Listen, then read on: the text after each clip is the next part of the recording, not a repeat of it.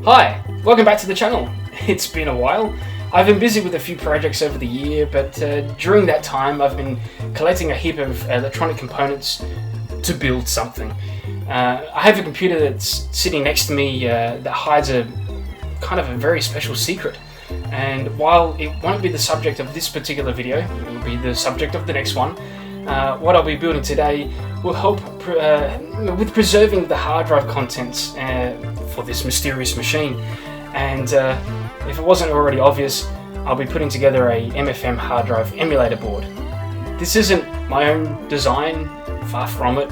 A gentleman called David Gesswein has designed a special board that can not only emulate an MFM hard drive for computers that only accept these MFM hard drives, but the board itself can also read the contents of an existing MFM hard drive so that it can be used entirely to replace the mechanical drive with this instead.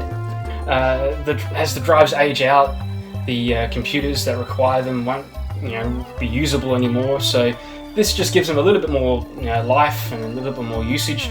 Not to mention the ability to create an image of an existing drive is almost a miracle considering the MFM interface and all the problems that would normally be associated with that kind of thing. I'll link his website in the description below, where you can order one directly from him, fully built, or if you're a bit like me and enjoy a bit of a challenge, all the plans and the parts listings are available as well to build one for yourself.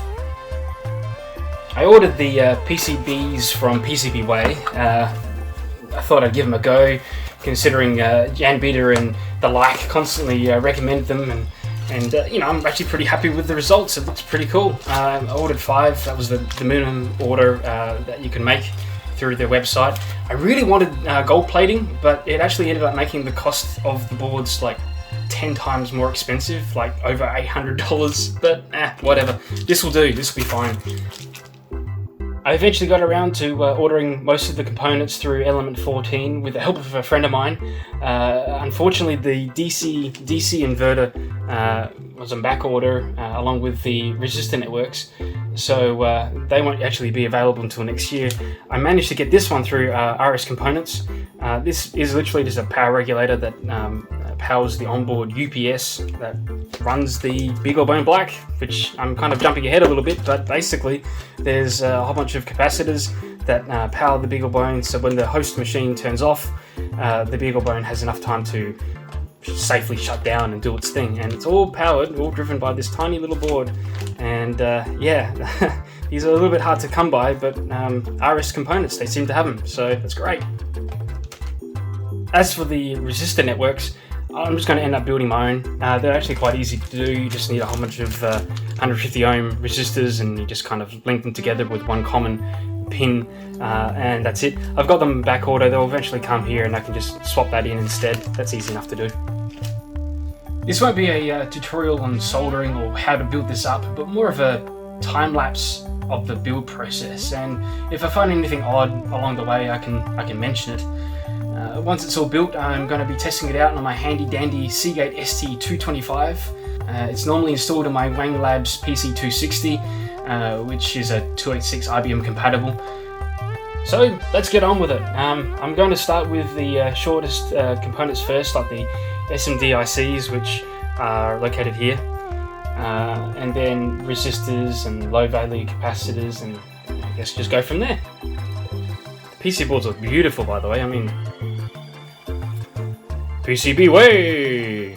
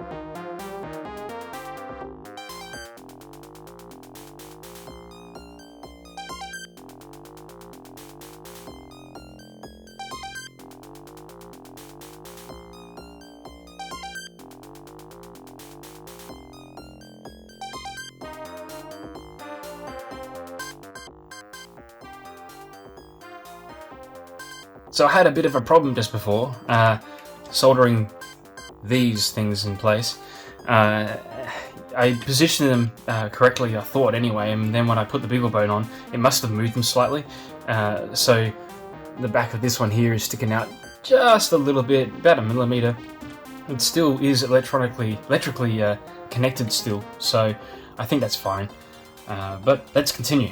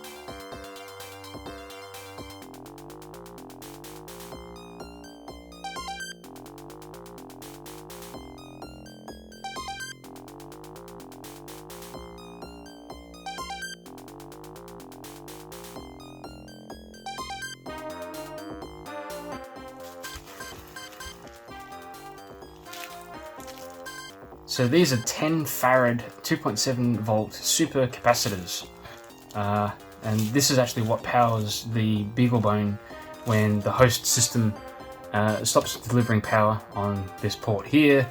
The BeagleBone is still able to function for about a minute or so and safely shut down and do all its usual Linuxy things. So that's what these are for. Feel the power. Ooh. Oh, even says supercapacitors on the side. That's nice. Fancy.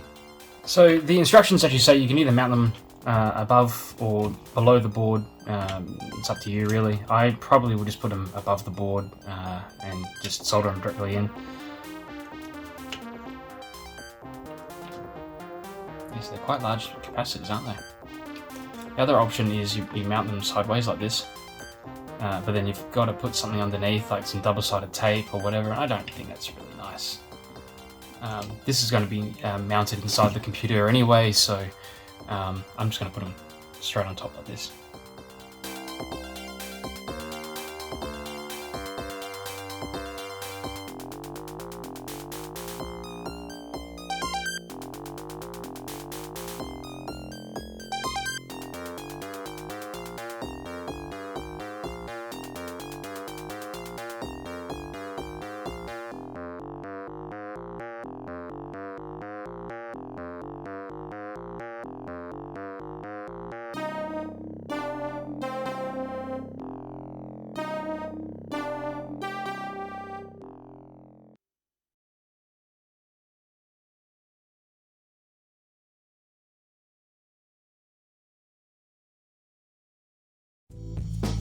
Right, so it's the next day. After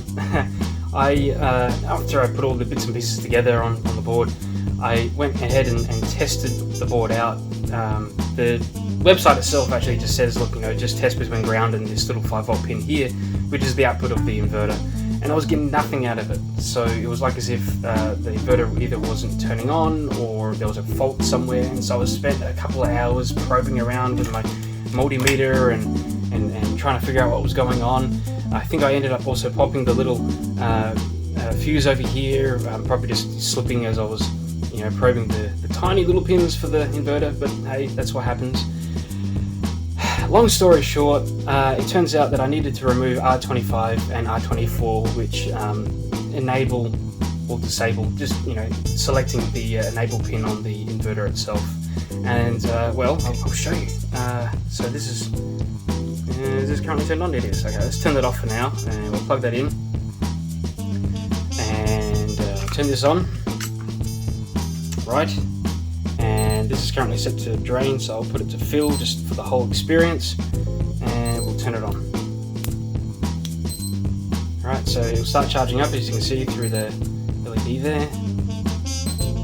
And I'll probe these, and we get 4.95 volts, which is fine. So that means the inverter's working, and you know, we can get voltage out of it. In fact, this is the really cool thing. We'll just unplug this and we'll check it again. So the thing's completely isolated and being powered by these caps, 4.95 volts. And if I set it to drain and then probe it again, you can even see that it starts to drop down. And then it just shuts off, which is great. And obviously there's a little bit of residual power in the caps, and the LED will eventually shut off. But hey, as Adrian Black says, it freaking works! Oh my goodness, I'm so happy. This has been many months in the process. Okay, well, that's probably a bit of an exaggeration, but you get the idea. Now you can see I've installed the various ICs on the board as well, in the sockets, and I've got my little homemade resistor packs as well in place as well. So yeah, I'll replace these once I've actually got the ones I've ordered in stock. And yeah, I guess the next step is to flash the BeagleBone and get it installed and test it out.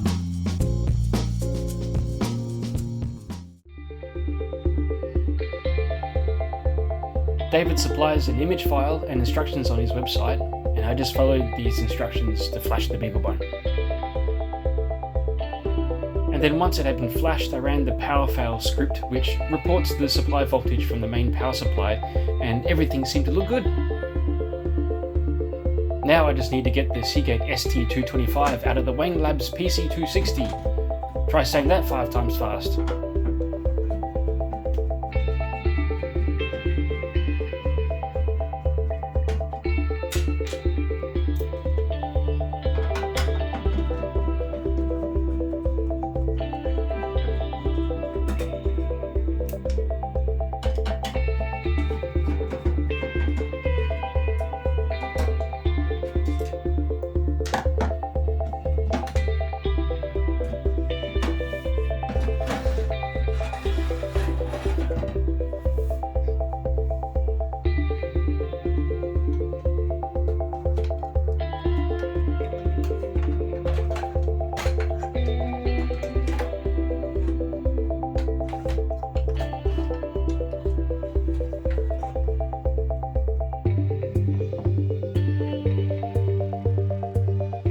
Alright, so I've started up the Seagate ST225 and the MFM hard drive emulator. You can see it flashing away there.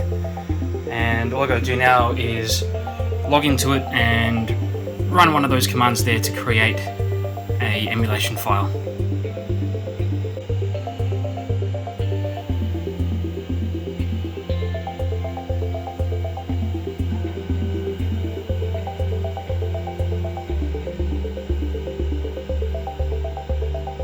There you can see it's reading from the drive.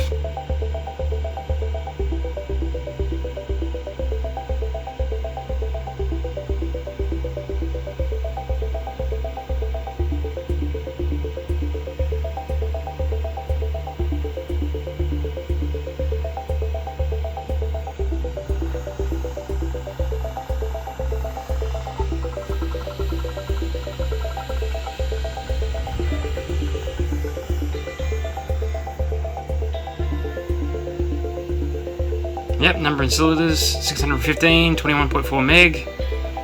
Couple of ECC corrections there. One for now.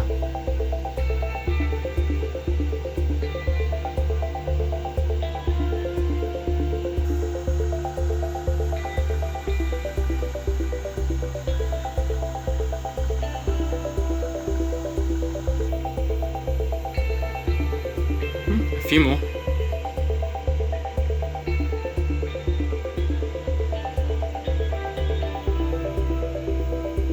I guess it's done. Excellent. Let's give it a go.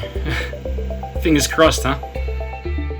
Alright, so I've got the MFM hard drive emulator connected up to the Wayne Labs PC260 now, and I guess it's ready to go and see if it works. Now, this machine doesn't have a battery backup for the BIOS, so I'll have to actually go ahead and manually configure that. I've been doing that for years now. I never bothered getting a replacement battery for it.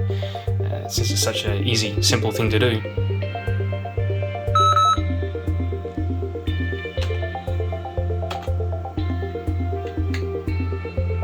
Alright, so I've configured the BIOS. I normally put the time and date in too, but yeah, I'll be fine. It's got a 1.44 megabyte 3.5 inch floppy, and it's got a Type 2 hard drive in it normally, which is the ST225. So what I have to do now is just reboot with these settings, and well, let's hope that it actually works.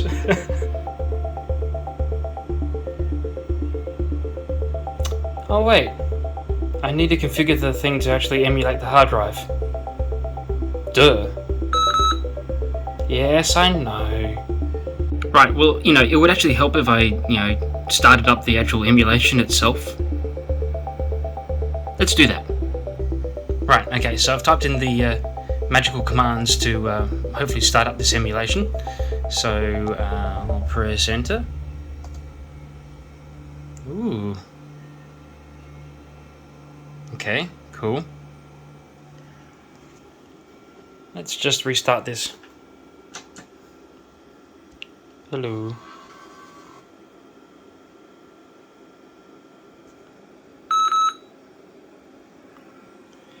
And that just popped up. Cool, alright. Now this always happens because simply the battery backup is obviously not there, so it always throws this error. I'll just continue anyway. Ooh. Hello.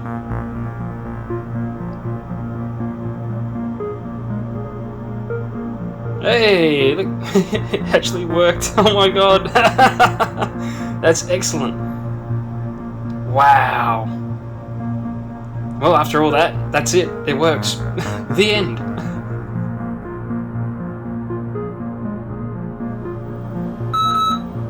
Alright, cool. So it's responding back. Let's continue. It's now booting up.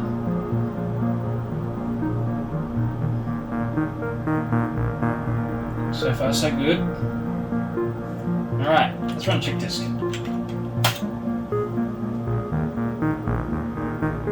Cool. Yeah, excellent. It even so the ST225 had 2 kilobytes of bad sectors. It's actually created the bad sectors on here too. Not that you can probably see it from there anyway, but yes, it's created a 1-to-1 verbatim image of the hard drive, which is excellent. That's exactly what I want. So something else.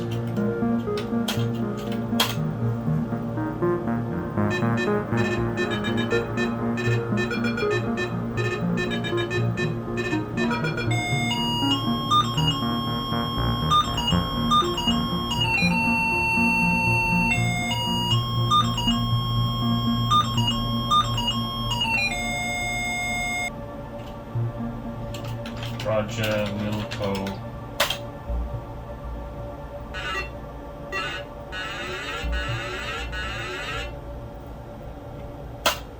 Well, that seems to be working perfectly.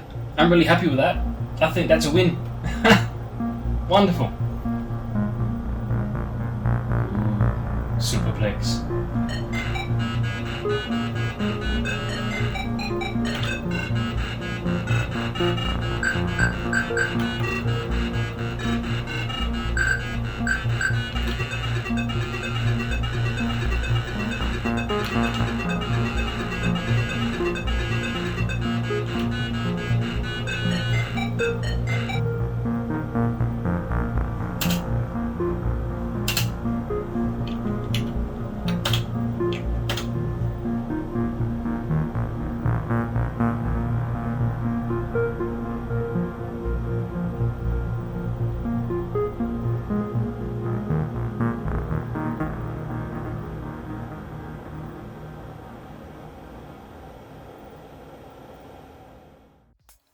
So there we are, one MFM hard drive emulator board built and tested. I managed to successfully create an image of the Seagate ST225 and the MacLeod PC260. Was able to use the board with relatively no issues. Well, nothing related to the board itself anyway. So it turns out that this machine is a bit sick at the moment, so something I'll need to revisit at a later date.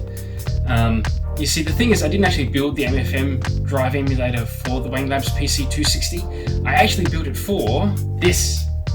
This is the High Integrity Systems multi-box computer. I think. It's a bit vague.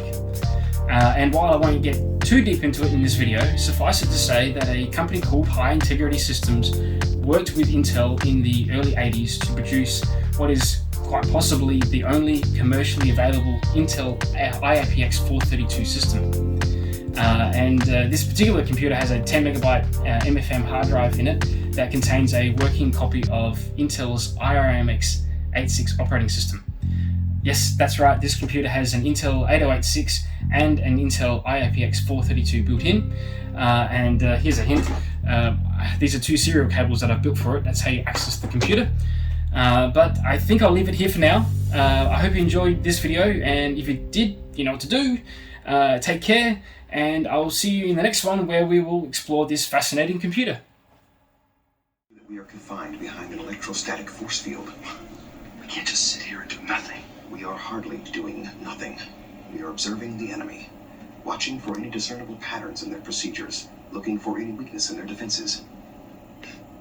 How long is this observing business going to take? It's been over an hour already. I'm getting bored. I am not concerned with your